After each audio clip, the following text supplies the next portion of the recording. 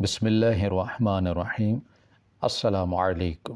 ساس روز کچے چاول سے بھرا ایک پیالہ سیاہ کپڑے میں باندھتی اور میرے بیڈ کے نیچے رکھ دیا کرتی، پوچھنے پر کہتی کہ اس سے رشتے میں برکت ہوتی ہے، اور پھر صبح ان چاولوں کو چھت پر ڈال کر پرندوں کو کھلا دیتی۔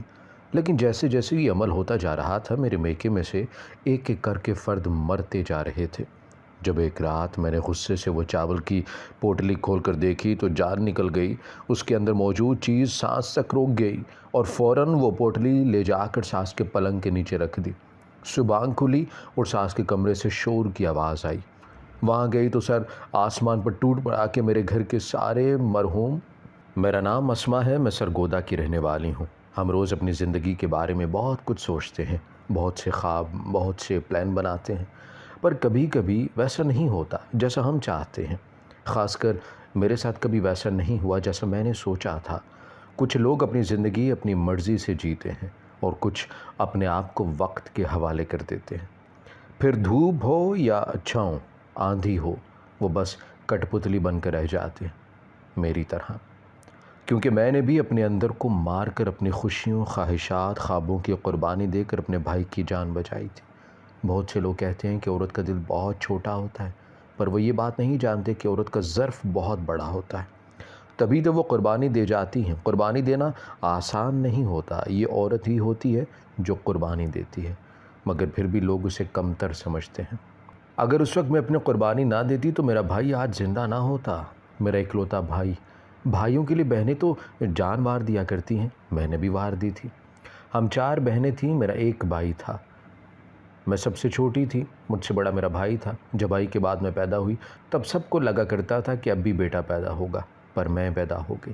کوئی نہیں جانتا تھا کہ یہ نازک سی لڑکی جس کو آج باتیں سنا رہے ہیں، کہہ رہے ہیں، پھر بیٹی پیدا ہوگی اور ایک اور بوجھ کندھوں پر سوار ہو گیا۔ وہ یہ نہیں جانتے تھے کہ یہی بوجھ ایک دن ان کے خاندان کے اکلوتے وارث کو بچائے گا۔ ایک بھائی ہونے کی وجہ سے وہ سب کی آنکھوں کا تارا تھا۔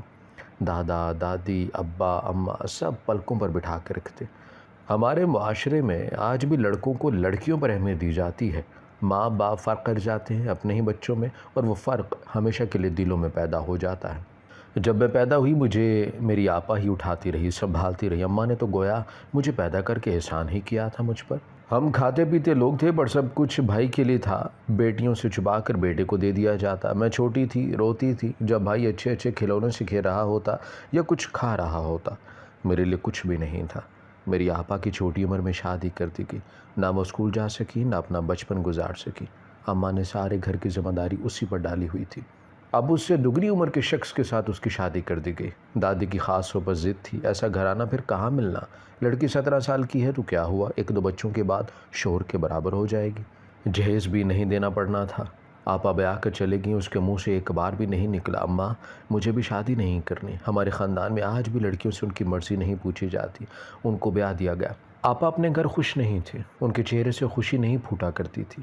18 سال کی عمر میں میری بہن ماں بننے والی ہوگی، اور بچے کو جنم دیتے وقت وہ اس جہاں سے کوچ کر گئی۔ انہوں نے تو بیٹے کو جنم دے دیا، مگر وہ دنیا سے چلے گئیں۔ پر دادی اور ابا نے تیسرے دن ہی آپا سے چھوٹی بہن کا نکاح اسی انسان سے کر دیا جس کے چہرے سے اپنی بیوی کے لیے ذرا بھی دکھ کی رمیق نہیں تھی۔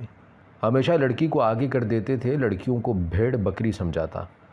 ہمارا ملک، ہم آزاد ہو گئے، پر ہمارے ذہنوں کی سوچ آج بھی قید ہے۔ ہم آج بھی وہی طور طریقے اپناتے ہیں جو برسوں سے پہلے دادا کے دادا اپنایا کرتے تھے۔ میں سب سے بغاوت کرنے والی تھی، ان رسموں سے، ان روایات سے بہت اونچی اڑان بھرنا چاہتی تھی، پر میری روایات بالکل اس عقاب کے پنجوں کی طرح تھی جو ایک فاختہ کو اونچا اڑتے دیکھ کر اس کو اپنے شکنجے میں جکڑ لیتا ہے۔ گھر والے چاہتے تھے کہ میں نہ پڑھوں، پر میرے گھر سے میں واحد تھی جو پڑھ رہی تھی، اسکول جا رہی تھی۔ میں اپنی سوچوں سے جنگ کرتی تھی، مجھے موقع چاہیے تھا ان روایات کو توڑنے کا، پر روایات توڑ دینا آسان نہیں ہوتا۔ تب میرے پاس 2 راستے تھے، اپنا سوچوں اور یہاں سے نکل جاؤں، یا پھر اپنوں کے لیے قربانی دے کر ان کو بچا لوں۔ زیادہ لاڈ پیار نے اسے خراب کر دیا تھا۔ وہ 19 سال کا تھا، پر اس میں ہٹ درمی بہت زیادہ تھی۔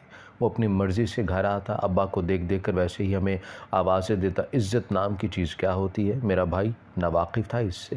سمجھانے کا وقت اسی وقت تھا جب اس کی تربیت کا وقت تھا۔ سب نے کہا کہ بچہ ہے، جانے دو۔ کسی نے کہا بڑا ہو کر سمجھدار ہو جائے گا۔ پر 19 سال کی عمر میں وہ اسکول بھی چھوڑ گیا اور آوارہ دوستوں کے ساتھ گھومنے پھرنے لگا۔ میں نے میٹرک اچھے نمبروں سے پاس کیا تھا۔ محلے والے بھی مبارکباد دینے آ رہے تھے۔ اماں خوش ہوئی پر ابا نے کہا کہ میری خیرت گوارہ نہیں کر رہی، سب محلے والی میری بیٹی کا نام لے لے کر مجھے مبارکباد دیں۔ ابا نے کبھی اپنی زبان بولی ہی نہیں تھی، ان کی زبان کا ہر لفظ دادی کا ہوتا تھا۔ دادی ہر وقت تانے، ہر وقت جلی کٹی سناتی، میں بھی یہ پورا جواب دیتی، جس پر دادی کہتی کہ سنبھال لو اسے، ابھی سے میری بات لکھ کر رکھ لو، ایک دن یہ لڑکی ہماری ناک کٹوائے گی، ہماری عزت نیلام کر دے گی۔ لوگ کیسے دوسروں کے بارے میں رائے قائم کر لیتے ہیں؟ میں نے جب ان سے پوچھا، دادی آپ خدا ہیں جو آپ کو سب پتہ ہے، میں ایسا کروں گی، تو وہ کہتی کہ توبہ توبہ، یہ کافر ہے، مجھے خدا کہہ رہی ہے۔ میرا تجربہ ہے تمہارے جو پر نکلتے پھر رہے ہیں کوئی نیا رنگ دکھائیں گے۔ جب دادی کو کہا کہ دادی کیا آپ تب تک زندہ ہوں گی، میرا نیا رنگ دیکھ رہے گے، تو وہ اپنا جوتا اٹھا لیتی اور ابا کو شکایت لگاتی۔ میرے حصے کی مار میری ماں کو پڑتی کیونکہ وہ میری تربیت اچھی نہیں کر رہی، مجھے باغی بنا رہی۔ میں اپنی ڈائری میں بہت کچھ لکھتی تھی، اپنے خواب، اپنی خواہشات۔ میں جانتی تھی کہ اپنے جذبات کو صرف لفظوں میں قید کر سکتی ہوں، میں اڑان نہیں بھر سکتی، میرے پر کمزور ہیں، اڑنا چاہتی بھی ہوں تو میرے خاندان کے رسم و رواج مجھے قید کر لیں گے۔ میری تیسری بہن کا رشتہ چچا کے ہاں ہو گیا، وہ اس رشتے سے بہت خوش تھی، ہر وقت مسکراتی، اس کی رضامندی شامل تھی، اللہ نے اس کی مراد جو پوری کر دی تھی۔ چچا ہمارے ابا کی طرح نہیں تھے، چچا کہتے جتنی تعلیم لڑکوں کے لیے ضروری ہے اس سے کہیں زیادہ لڑکیوں کے لیے بھی، کیونکہ وہ ایک معاشرے کو چلاتی ہیں۔ ان کی اپنی 2 بیٹیاں اچھے اسکول میں پڑھ رہی تھیں، دادا ابو کی خواہش پر یہ رشتہ ہوا تھا۔ میں نے بھی چچا سے کہہ کر ابا کو راضی کرے، مجھے بھی کالج جانا ہے، پر 1 سال ضائع ہونے والا ہے۔ ابا چچا سے بہت خوش تھے، اسی وجہ سے میں نے کالج جانے پر بھی کوئی اعتراض نہیں کیا۔ خود چچا نے جا کر میرا ایڈمیشن کروایا اور میں کالج جانے لگی۔ کالج کی زندگی بہت مختلف تھی، شروع میں بہت نروس ہوتی تھی، پھر سب ٹھیک ہو گیا تھا۔ کالج آ کر بھی میں نے کسی سے دوستی نہیں کی، حالانکہ بہت سی لڑکیاں میری ذہانت سے متاثر ہو چکی تھیں۔ کالج آنے کا نتیجہ تھا یہ میری عمر ایسی تھی، میں شوخ مزاج ہو گئی تھی، شاید لڑکیوں کو دیکھ دیکھ کر۔ اماں بہت سمجھاتی، جس دن تیرے باپ نے تجھے ایسے ہنستے دیکھ لیا یا رنگ برنگوں کپڑوں میں دیکھ لیا تو تیرا خون کر دیں گے۔ میں باغی نہیں ہونا چاہتی تھی، پر مجھے میرے حالات باغی بنا رہے تھے۔ جب ایک بچے کو گھر سے پیار محبت نہ ملے تو وہ باہر کا رخ کرتا ہے، جہاں اس کو کئی قسم کے لوگ ملتے ہیں، کچھ اچھے اور کچھ برے۔ میری کالج میں ایک دوست بنی تھی، نائلہ، وہ ایک امیر گھر سے تھی۔ روز اس کو گاڑی لینے آتی، اس کے پاس اسمارٹ فون بھی تھا۔ جب فری پیریڈ ہوتا وہ فون میں اپنی تصاویر دکھاتی، نت نئے ڈریسز جو اس نے بنائے ہوتے۔ اس کی ماں کی اپنی بوتیک تھی۔ میرے اندر بھی نائلہ کو دیکھ دیکھ کر بہت سا شوق پیدا ہو رہے تھے۔ میرا دماغ ایسا تھا جس چیز کو ایک بار دیکھ لیتی وہ ہمیشہ یاد رہتی تھی۔ میں نائلہ کو فون میں دیکھے ڈیزائن کو کاپی کرتی اور اپنے کپڑوں پر بناتی۔ میرے فرسٹ ایئر کے پیپرز ہو رہے تھے، ابا مجھے کالج چھوڑا ہے۔ دادی نے بہت ہنگامہ کیا، پر ابا نے کہا کہ اب چھوٹے بھائی نے ایڈمیشن کروا دیا ہے تو میں اس کو انکار نہیں کر سکتا، رشتہ داری کا معاملہ ہے۔ دادی بھی چپ ہو گئی تھیں۔ ابا نے کہا کہ وہ پیپر ختم ہونے سے پہلے پہنچ جائیں گے، پر پیپر ختم ہوئے 1 گھنٹہ ہو گیا تھا۔ میرے پاس کیا، میرے تو گھر میں سوائے ابا اور بھیا کے کسی کے فون بھی نہیں تھا۔ بھیا کہتے وہ لڑکیاں ہی غلط ہوتی ہیں جن کے پاس موبائل فونز ہوتے ہیں۔ نائلہ کے پاس فون دیکھ کر میرا بھی دل کرتا کہ کاش کبھی ایسا موبائل میرے پاس بھی ہو۔ ابا کا انتظار کرتی رہی۔ نائلہ بھی میری وجہ سے بیٹھی رہی۔ جب اس کے گھر سے اس کا بھائی لینے آیا، اس نے کہا کہ آؤ اسماء، تمہیں ہم گھر چھوڑ دیں گے، تمہارا گھر رستے میں ہی تو آتا ہے۔ میں گھر والوں سے بہت ڈرتی تھی، اس کو انکار کرتی رہی، پر اس نے زبردستی گاڑی میں بٹھایا اور اپنے بھائی کو رستہ بتانے لگی۔ پہلی بار گاڑی میں بیٹھی تھی، دل کو لبھا دینے والی مہک گاڑی سے آ رہی تھی۔ میں گاڑی کو گھور گھور کر دیکھ رہی تھی، جب سامنے مرر پر نظر پڑی۔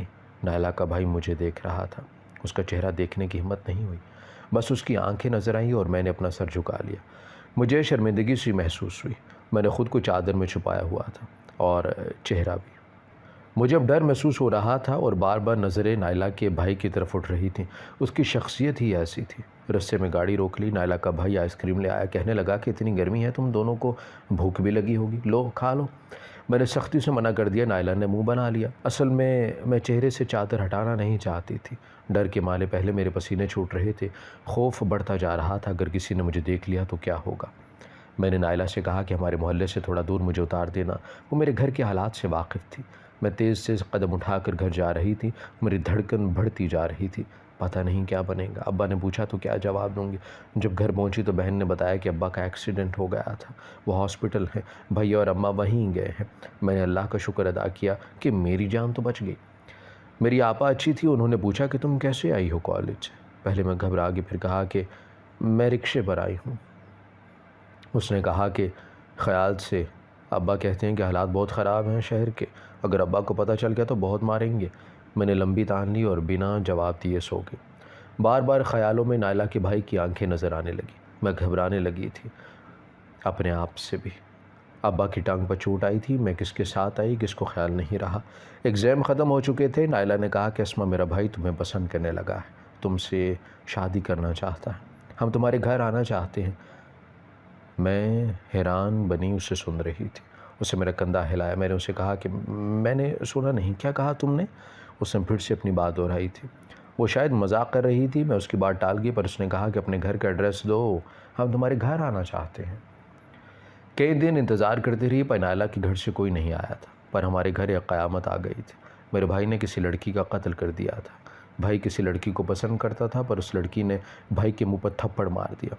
میرا بھائی پہلے ضدی تھا، جس بھی چیز کو دیکھ لیتا اس کو چھین لیتا۔ لڑکی کی شادی ہونے والی تھی، میرے بھائی کو پتہ چل گیا اور اس نے بازار میں سب کے سامنے اس پر گولی چلا دی۔ اپنی طرف سے اس کو ڈرا دھمکا رہا تھا، پر ٹریگر دب گیا اور گولی سیدھی اس لڑکی کے سر سے گزر گئی۔ ہمارا گھر چند دن میں ماتم کا گھر بن چکا تھا۔ اماں نے رو رو کر طبیعت خراب کر لی۔ بھائی حوالات میں تھا، ان لوگوں کی کافی پہنچ تھی، بھائی کو عمر قید ہونی تھی، پر وہ لوگ بار بار پھانسی کی اپیل کر رہے تھے۔ 2 سال گزر گئے، بھائی جیل میں تھا، کیس چل رہا تھا۔ بھائی کا بچنا بہت مشکل تھا۔ سب گھر والے دن رات ایک کر رہے تھے کہ کسی طرح ان لوگوں سے صلح ہو جائے، پر وہ لوگ تیار نہیں تھے۔ وہ خون کا بدلہ خون ہی چاہتے تھے۔ ابا کئی بار لڑکی کی ماں کے پاس گئے، اس سے بھیک مانگی، بدلے میں اپنی جان ان کے سامنے رکھ دی، پر انہوں نے کہا کہ ہمیں ہماری بیٹی واپس لا دو، ہم تمہارے بیٹے کو چھوڑ دیں گے۔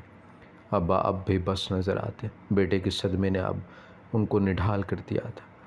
اماں بھی بیمار رہتی اور ہر وقت بولنے والی دادی نے بھی چپ سادھ لی تھی۔ چاہے جو بھی تھا، میرا بھائی تھا، بہنیں تو ذرا سی تکلیف سے تڑپ اٹھا کرتی ہیں۔ میں وظائف کرتی کہ کسی طرح میرا بھائی باہر آ جائے، ان لوگوں کے دلوں میں رحم آ جائے۔ سب کہتے تھے کہ بھائی کو عمر قید ہوگی یا پھانسی۔ میرا دل ڈوب جاتا، میں اللہ میاں کے آگے دیر تک روتی، میرے سجدے لمبے ہو چکے تھے۔ کچھ دنوں بعد دادا ابا چچا سب اپنے محلے کے کچھ بزرگوں کو لے کے لڑکی والوں کے گھر گئے، شاید صلح کی کوئی امید نکل آئے۔ مجھے صلح سے بھی ڈر لگ رہا تھا کہ کہیں پچھلے کئی سالوں سے جو ہو رہا ہے وہ نہ ہو، پھر سے کسی بیٹی کو ایک درندے کے سامنے نہ پھینک دیا جائے۔ اور شام کو دادا ابا سب بہت خوش گھر آئے۔ صلح ہوگی اور بدلے میں آپا کو ان کے پاگل بیٹے سے شادی کرنا ہوگی۔ ہمارا سانس رک گیا تھا۔ ابا نے کہا کہ تم لوگوں کے چچا نے بھی بہت کہا، ان کی چھوٹی بیٹی اسما بھی ہے، پر انہوں نے بڑی پر ہاتھ رکھا، انہیں بچی نہیں چاہیے۔ میری آپا کی عمر ابھی 23 سال تھی۔ آپا اماں کے گلے لگ کر پھوٹ پھوٹ کر رو رہی تھی۔ اماں کہہ رہی تھی کہ چپ ہو جا میری بیٹی، تمہارے بھائی کو باہر لانے کے علاوہ اور کوئی حل نہیں ہے۔ میری بہن کی پاگلوں جیسی حالت ہو چکی تھی۔ وہ کہہ رہی تھی کہ اسما مجھے بچا لو، میں بلال سے بہت محبت کرتی ہوں۔ جب ہمارا رشتہ طے ہوا تب سے اللہ کے سامنے شکرانے کے نوافل ادا کرتی ہوں۔ جو کچھ آپا کے ساتھ ہوا وہ سب نہیں چاہتی تھی، میں جینا چاہتی تھی۔ وہ میرے گلے لگے رو رہی تھی۔ میرے خاندان والے بیٹے کو بچانے کی خاطر بیٹے کی قربانی دے آئے تھے۔ جس سے شادی ہو رہی تھی وہ 40 سال کا ایک معذور اور پاگل شخص تھا۔ وہ جسمانی لحاظ سے تو بڑا ہو گیا تھا، پر ذہنی لحاظ سے بچہ تھا۔ کاش میں چیخ چیخ کر سب کو بتا سکتی کہ کسی بھی پاگل کے ساتھ کبھی نکاح نہیں ہو سکتا۔ بھائی صبح گھر آنے والا تھا، سب بھائی کے جشن کی تیاری کر رہے تھے، اور ایک جانب ڈر بھی تھا کیونکہ کچھ لوگ کہہ رہے تھے کہ وہ بدلہ لے کر رہیں گے۔ جیسے لڑکا جیل سے باہر آئے گا اس کو گولی مار دیں گے اور بیٹی بیاہ کر بھی لے جائیں گے۔ میری بڑی بہن بستر سے جا لگی تھی، وہ صدیوں کی بیمار تھی۔ بلال بھائی آپا کے منگیتر ملنے آئے، ان کے چہرے سے لگ رہا تھا کہ وہ بھی آپا کو پسند کرتے ہیں۔ سب بیٹے کی خوشی منانے میں مصروف تھے۔ آدھی رات ہو چکی تھی، یہ بھی دکھ نہیں تھا کہ صبح بیٹی کا نکاح نہیں جنازہ ہے۔ کتنے بے حس لوگ تھے میرے خاندان والے۔ بلال بھائی آج تک ہمارے گھر نہیں آئے تھے، نہ ہمارے گھر میں رواج تھا کہ رشتہ ہو جانے کے بعد لڑکا اور لڑکی ایک دوسرے کو دیکھے، پر یہاں تو جنازہ اٹھنے والا تھا۔ کبھی تو گمان ہوتا کہ میری آپی چل بسی ہیں، پیلی رنگت، آنکھوں کے گرد سیاہ ہلکے، اجڑی حالت۔ بلال آپی کے پاس خاموش بیٹھا تھا، کسی کے پاس بھی الفاظ نہیں تھے، وہ دونوں بے آواز رو رہے تھے، اور مجھے لگتا تھا کہ اگر میں ان دونوں کے پاس مزید کھڑی رہی تو میں اپنا صبر کھو دوں گی۔ اپنے کمرے میں آ کر سجدے میں گر گئی، اللہ کو پکار رہی تھی۔ رات کا 1 بج رہا تھا، مجھے سمجھ آ گئی تھی کہ مجھے اب کیا کرنا ہے۔ چادر لی اور گھر سے نکل پڑی۔ مین ڈور سے رکشہ لیا اور اس گھر کے سامنے کھڑی تھی جن کی لڑکی کو بھائی نے قتل کیا تھا۔ رات کے اس وقت بھی دروازہ کھلا تھا۔ میں بیل دیے بغیر اندر چلے گئی۔ کوئی صوفے پر بیٹھا پانی پی رہا تھا۔ میرے قدموں کی آہٹ سے پیچھے مڑ کر دیکھا اور کھڑا ہو گیا۔ مجھ میں نظر اٹھانے کی ہمت نہیں تھی۔ لڑکے کی ماں بھی کھانا لے کر کچن سے نکل رہی تھی۔ شاید ان کا بیٹا اس وقت کہیں سے آیا تھا۔ میں نے اس لڑکے کے پاؤں پکڑ لیے تھے۔ مجھے نہیں پتا تھا کہ وہ کون ہے، بس گھر کا ایڈریس لیا تھا گھر سے۔ میرے سامنے 3 لوگوں کی زندگیاں تھیں، میرے بھائی کی، بہن کی، اس کے ہونے والے شوہر کی، جس سے وہ بے پناہ محبت کرتی تھی، اور ان سب کو بچانے کے لیے صرف ایک زندگی کافی تھی، اور وہ میری تھی۔ وہ عورت اور اس کا بیٹا حیران ہو کر مجھے دیکھ رہے تھے۔ میں ان کے قدموں میں بیٹھی تھی، ان سے بھیک مانگ رہی تھی، میرے گھر والوں کو معاف کر دیں، میرے بھائی کو چھوڑ دیں اور ان کی جگہ مجھے رکھ لیں۔ جیسے ہی ساری بات سمجھ آئی، وہ عورت مجھے دھکے دینے لگی۔ میں نے اپنی چادر اتار کے لڑکے کے پیروں پر رکھ دی اور کہا کہ آپ جس سے بھی شادی کرنے کا کہیں گے میں کروں گی، میری بہن کو چھوڑ دیں۔ میں ساری عمر آپ لوگوں کی غلام بن کر رہوں گی، ایک کونے میں پڑی رہوں گی، پر میرے بھائی اور میری بہن کو آزاد کر دیں۔ میں ہاتھ جوڑے بیٹھی تھی، میرے ماتھے سے خون نکل رہا تھا۔ جب اس عورت نے دھکا دیا تو میرا سر میز کے کونے سے لگا تھا۔ وہ لڑکا بت بنا کھڑا تھا جب اس نے کہا کہ ماں، میں اس لڑکی سے شادی کرنا چاہتا ہوں، ابھی اور اسی وقت۔ لڑکے کی ماں نے اس کا گریبان پکڑ لیا اور کہا کہ جوان بہن کی موت کو بھول گئے ہو، اس لڑکی کے حسن کو دیکھ کر اپنی بہن کی لاش بھول گئے؟ کیسے اس کے بھائی نے میری معصوم بیٹی کو سر بازار گولی ماری تھی؟ تب اس لڑکے نے کہا کہ آپ کی بیٹی کی ہی خواہش تھی کہ میں اس لڑکی سے شادی کروں۔ میں حیران بنے دونوں کو دیکھ رہی تھی۔ تب اس عورت نے کہا کہ میں تمہیں اپنا دودھ نہیں بخشوں گی، اس لڑکی کی اگر شادی ہو گئی تو صرف تمہارے بڑے بھائی سے۔ میں دشمنوں کی بیٹی کو اپنے ہونہار بیٹے کی دلہن نہیں بنا سکتی، میں اس کو کبھی قبول نہیں کروں گی۔ 2 سال ہو گئے۔ میں تہجد کی پابند ہو چکی تھی، سجدوں میں رات گزارتی۔ میں اب وہ اسما نہیں رہی تھی جو پہلے تھی۔ میرا بھائی گھر واپس آ گیا تھا اور 1 ماہ کے اندر اس کی شادی کر دی۔ میں اس کی شادی میں بھی نہیں جا سکی کیونکہ مجھ پر پابندیاں تھیں۔ میں ویسے بھی اس گھر میں واپس جانا بھی نہیں چاہتی تھی۔ جب سے میری شادی ہوئی تھی، میری ساس روز کچے چاول سے بھرا ایک پیالہ سیاہ کپڑے میں باندھتی اور میرے بیڈ کے نیچے رکھ دیا کرتی۔ شروع میں بڑا عجیب لگتا، میں پوچھنا چاہتی تھی پر پوچھ نہیں سکتی تھی، مجھے ان سے بہت ڈر لگتا۔ میں سارا دن گھر کا کام کرتی، سب کا خیال رکھتی۔ میری شادی کو اتنا عرصہ ہو چکا تھا پر میری ساس نے ایک دن بھی اپنے کام سے ناغہ نہیں کیا تھا۔ مجھے یقین نہیں ہوتا تھا کہ انہوں نے مجھے قبول کر لیا ہے۔ ایک دن میں نے ایسے ہی پوچھ لیا تو کہتی ہیں کہ اس سے رشتے میں برکت ہوتی ہے، پر جب سے میری ساس یہ عمل کر رہی تھی میری طبیعت بھی خراب رہنے لگی۔ وہ صبح ہوتے ان چاولوں کو چھت پر پرندوں کو ڈال دیتی، لیکن جیسے جیسے یہ عمل ہوتا جا رہا تھا میرے میکے میں سے ایک ایک کر کے فرد مرتے جا رہے تھے۔ میں بہت دعائیں کرتی اپنے خاندان کی خاطر، میں نے قربانی دی تھی اور وہی سب ایک ایک کر کے مر رہے تھے اور میں وہاں جا بھی نہیں سکتی تھی۔ میرا باپ مر گیا، میں تڑپ اٹھی تھی، مجھے اب ساس پر شک ہو گیا، اور ایک رات میں نے غصے سے وہ چاول کی پوٹلی کھول کر دیکھی تو جان نکل گئی۔ اس کے اندر لال قسم کی مٹی تھی یا شاید اس پر خون انڈیلا گیا تھا۔ اس کو دیکھ کر میری سانس تک رک گئی تھی اور فوراً وہ پوٹلی لے جا کر ساس کے پلنگ کے نیچے رکھ دی۔ صبح آنکھ کھلی اور ساس کے کمرے سے شور کی آواز سنی۔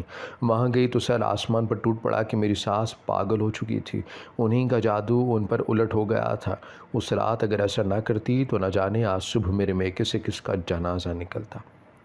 میری ساس نے ایک بار بھی نہیں سوچا تھا میں بھی انہیں کی بیٹی کی جیسی ہوں۔ اس رات جس دن میں ان سے بھیک مانگنے آئی تھی میری ساس نے مجھے گھر سے نکال دیا، پر اس لڑکے نے مجھ سے نکاح کیا اور مجھے گھر لے آیا، اور اسی صبح جس پاگل لڑکے سے میری ساس میری شادی کرنا چاہتی تھی اس کی موت ہو گئی۔ میری بہن کا چچا کے گھر رشتہ ہو گیا، وہ بہت خوش تھی۔ میں اللہ کا لاکھ لاکھ شکر ادا کرتی ہوں جس نے مجھے اتنا اچھا شوہر دیا تھا، جس نے ایک قاتل کی بہن ہونے کے باوجود مجھے عزت دی۔ بس دل سے ایک ملال نہیں جاتا جس کی وجہ سے میں کبھی اپنے میکے نہیں گئی۔ میری دوست نائلہ کا جس کو میرے بھائی نے قتل کیا تھا، اور میرا شوہر نائلہ کا وہی بھائی ہے جو مجھ سے شادی کرنا چاہتا تھا۔ میری قسمت مجھ پر مہربان ہو گئی تھی۔ پہلے ہی بیٹوں کی ایسی تربیت کیوں نہیں کی جاتی کہ وہ کسی کی بیٹی کو یوں رسوا تو نہ کریں؟ کبھی غیرت کے نام پر قتل کر دیے جاتے ہیں، کبھی اپنے خاندان میں رشتے نہ ہونے کی وجہ سے بیٹیوں کو گھر پر بٹھا لیا جاتا ہے۔ کیوں بیٹوں کو عورت کی عزت کرنا نہیں سکھایا جاتا؟ بیٹا ہے تو ہر غلطی معاف کرنا، کبھی کبھی یہ غلطی کسی اور کے لیے ساری عمر کی سزا بن جاتی ہے، کیونکہ ہر لڑکی اسما نہیں ہوتی۔ ہماری ویڈیو اگر آپ کو پسند آئی ہے تو ضرور لائک کیجیے، اپنی رائے دینا چاہیں تو کمنٹس کیجیے۔ اچھی لگے تو شیئر کیجیے۔